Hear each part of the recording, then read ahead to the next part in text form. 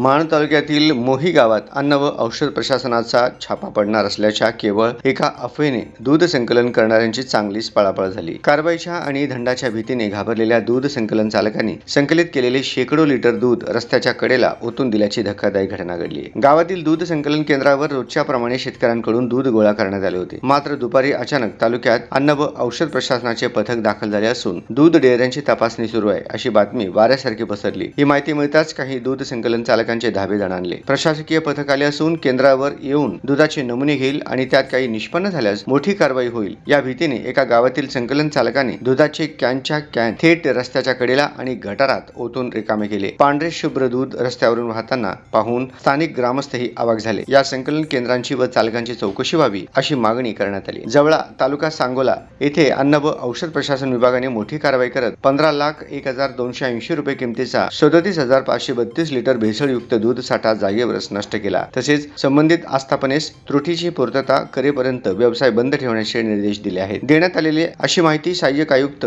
साहेबराव देसाई यांनी दिली। बुरुंगेवाडी जवळा येथील अजिंक्य राणा मिल्क इंडस्ट्रीज या ठिकाणी अचानक छापा टाकला असता तपासणी दरम्यान 4 दुधाचे नमुने घेण्यात आले असून उर्वरित दूध जप्त करण्यात आले।